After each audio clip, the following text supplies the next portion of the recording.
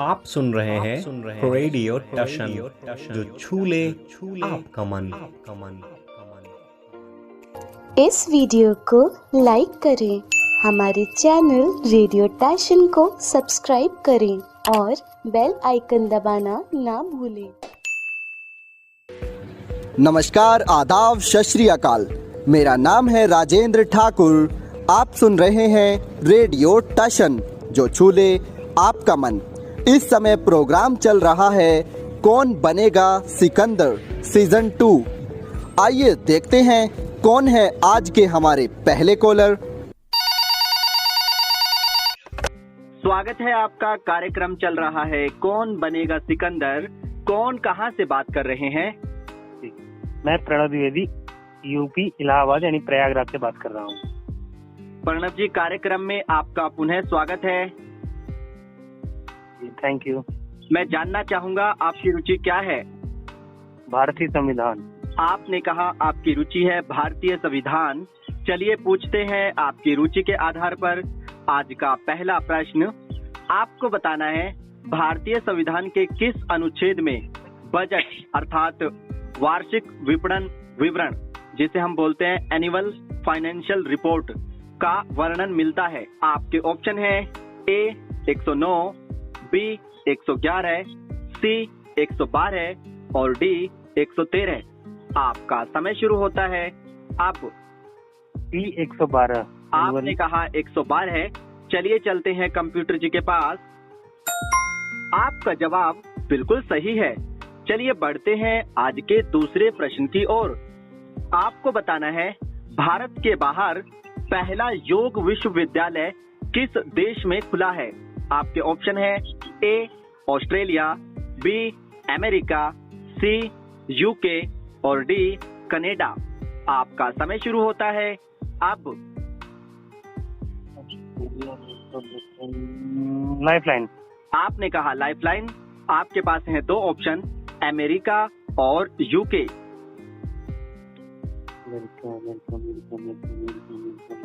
America. आपने कहा America. चलिए चलते हैं कंप्यूटर जी के पास। आपका जवाब बिल्कुल सही है। लॉस एंजल्स में पहला योग विश्वविद्यालय जो है वो खुला है और ये भारत के बाहर खुलने वाला पहला विश्वविद्यालय है। चलिए बढ़ते हैं आज के तीसरे प्रश्न की ओर। आपको बताना है भारत में 100 स्मार्ट सिटी बनाने का अभियान छेड़ा गया था। तो आपको बताना है कि 100 नंबर की स्मार्ट सिटी का प्रावधान किस शहर को मिला। आपके ऑप्शन है ए भुवनेश्वर, बी शिलोंग, सी कोहिमा और डी इम्फाल। आपका समय शुरू होता है अब।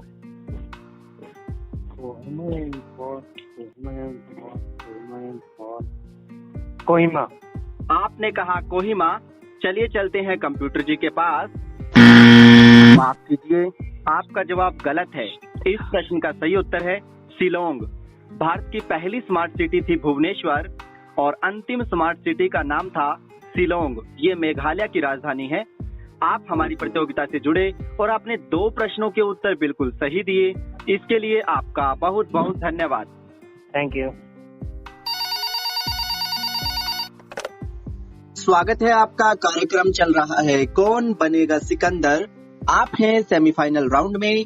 कौन कहां से बात कर रहे हैं? मैं निशा कवितपंथी पन्ना एमपी से बात कर रही हूँ। निशा जी, कार्यक्रम में पुनः आपका स्वागत है। जी सर। मैं जानना चाहूंगा आपकी रुचि क्या है? मेरी रुचि है म्यूजिक और जीके। आपने कहा आपकी रुचि है म्यूजिक और जीके। चलिए पूछते हैं आपकी रुचि के आधार पर आज का पहला प्रश्न। आपको बताना है नीरज चोपड़ा का संबंध किस खेल से है। आपके ऑप्शन है ए जैवलिन थ्रो, बी हॉकी, सी क्रिकेट या फिर डी फुटबॉल। आपका समय शुरू होता है अब। सर मैं लाइफलाइन चाहूंगी। आपने कहा लाइफलाइन। आपके पास है दो ऑप्शन, जैवलिन थ्रो और हॉकी। हॉकी। आपने कहा हॉकी। चलिए चलते हैं कंप्यूटर जी के पास। माफ कीजिए, आपका जवाब गलत है। इस प्रश्न का सही उत्तर है जैवलिन थ्रो। नीरज चोपड़ा हरियाणा राज्य से संबंधित हैं और ओलंपिक में भारत का प्रतिनिधित्व कर रहे हैं। आप हमारी प्रतियोगिता से जुड़े इसके लिए आपका बहुत बहुत धन्यवाद। स्वागत है आपका। कार्यक्रम चल रहा है कौन बनेगा सिकंदर सीजन 2। आप है क्वार्टर फाइनल राउंड में। कौन कहां से बात कर रहे हैं? जी नमस्कार सर, मेरा नाम है जयप्रकाश और मैं उत्तर प्रदेश गोरखपुर से बात कर रहा हूँ। जयप्रकाश जी, कार्यक्रम में आपका हार्दिक स्वागत है। धन्यवाद सर आपका स्वागत करने के लिए। मैं जानना चाहूंगा आपकी रुचि क्या है? सर हमारी रुचि आज के इस कार्यक्रम के लिए है करंट अफेयर। आपने कहा आपकी रुचि है करंट अफेयर्स। चलिए पूछते हैं आपकी रुचि के आधार पर आज का पहला प्रश्न। आप जानते ही होंगे कि भारत ने ओलंपिक में, जो आपका टोक्यो ओलंपिक है, इसमें 127 खिलाड़ी भेजे हैं। तो आपको बताना है कि हरियाणा से कितने खिलाड़ियों ने प्रतिनिधित्व किया है। उनकी संख्या आपको बतानी है। आपके ऑप्शन है ए 25, बी 29, सी 31 और डी 33। आपका समय शुरू होता है अब। सर मैं अपने लाइफलाइन का इस्तेमाल करना चाहूंगा। आपने कहा लाइफलाइन। आपके पास है दो ऑप्शन, 25 और 31। Sir right answer 25। आपने कहा राइट आंसर 25।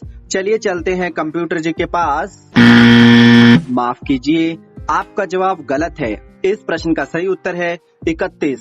हरियाणा पहला राज्य है जिसके सर्वाधिक खिलाड़ी ओलंपिक में है। दूसरे नंबर पे पंजाब है जिसके 19 खिलाड़ी टोक्यो ओलंपिक में प्रतिभाग करने के लिए भारत की ओर से गए हैं।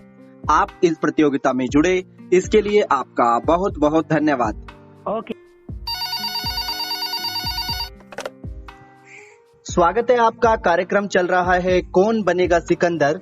आप हैं क्वार्टर फाइनल राउंड में। कौन कहां से बात कर रहे हैं?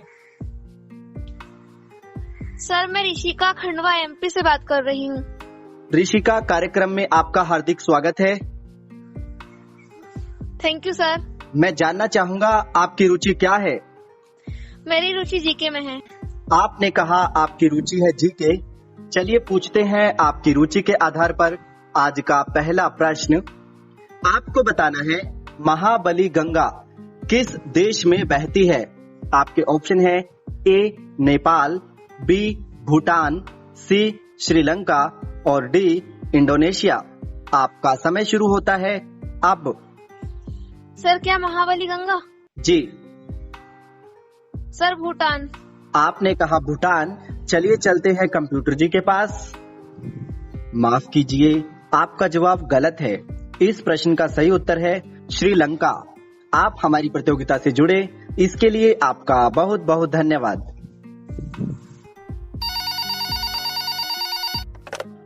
स्वागत है आपका। कार्यक्रम चल रहा है कौन बनेगा सिकंदर। आप हैं क्वार्टर फाइनल राउंड में। कौन कहां से बात कर रहे हैं? जी सर, मैं अश्विनी कुमार पटेल रीवा एमपी से बात कर रहा हूं। अश्विनी जी, कार्यक्रम में आपका स्वागत है। मैं जानना चाहूंगा वर्तमान में आप क्या करते हैं? सर मैं वर्तमान में पढ़ाई करता हूं और मेरा 12th क्लास पूर्ण हो चुका है और मेरे 67% बने हैं। जी, बहुत अच्छी बात है। आपने कोरोना के टाइम में अपनी पढ़ाई को जारी रखे हुआ है। जी सर। मैं जानना चाहूंगा आपकी रुचि क्या है? सर मेरी रुचि है क्रिकेट। आपने कहा आपकी रुचि है क्रिकेट। चलिए पूछते हैं आपकी रुचि के आधार पर आज का पहला प्रश्न।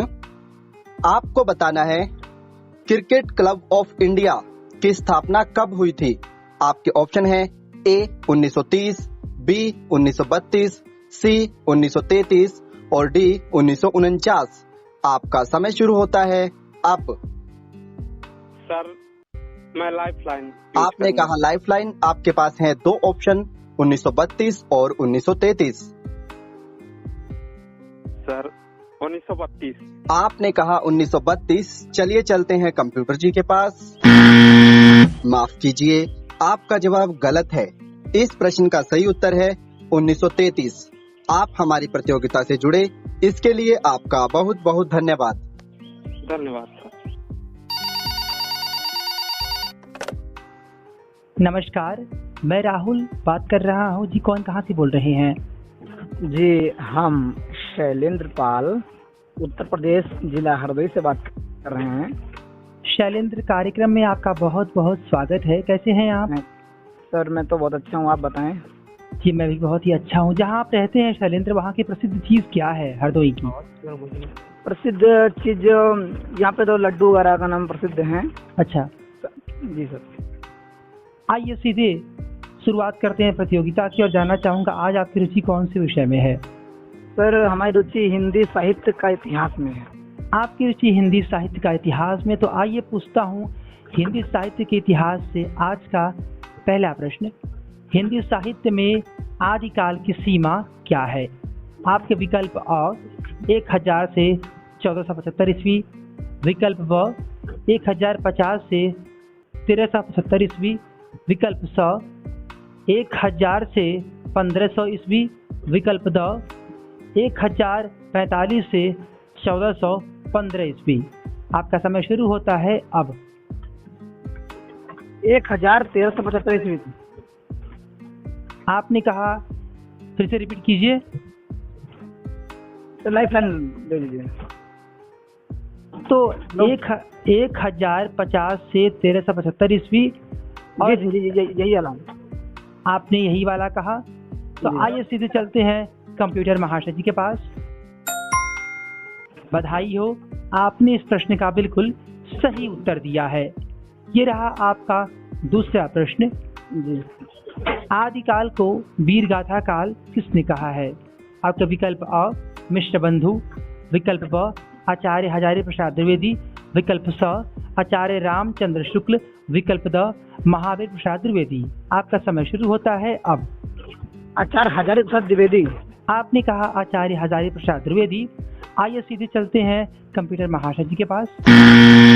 ओह माफ कीजिएगा सर, पर आपने इस प्रश्न का गलत उत्तर दिया है।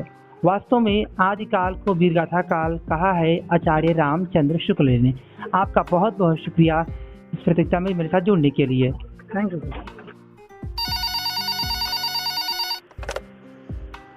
नमस्कार, आदाब, प्रणाम, सत श्री अकाल। मैं राहुल बात कर रहा हूँ। जी कौन कहाँ से बोल रही हैं?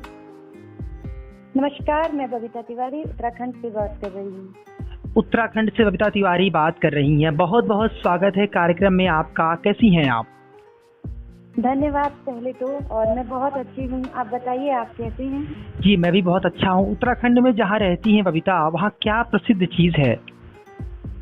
यहाँ प्रसिद्ध चीज उत्तराखंड में तो वैसे बहुत कुछ प्रसिद्ध है, लेकिन मेरा जो जिला है वो अल्मोड़ा है, और यहाँ का प्रसिद्ध एक स्वीट है, मिठाई, जो दाल मिठाई है।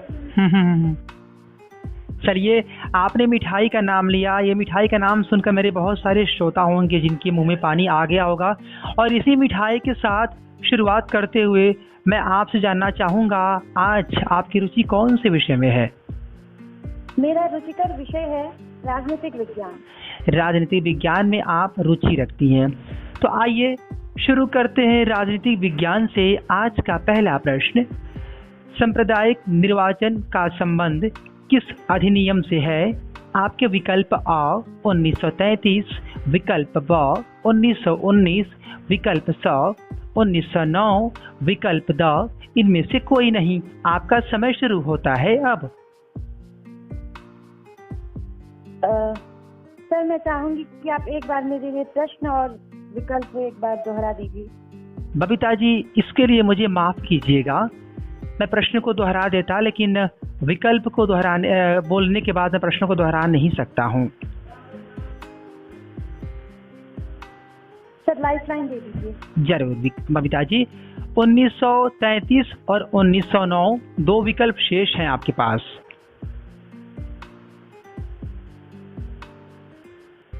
सर 1933। आपने कहा 1933। आइए सीधे चलते हैं कंप्यूटर महाशय जी के पास।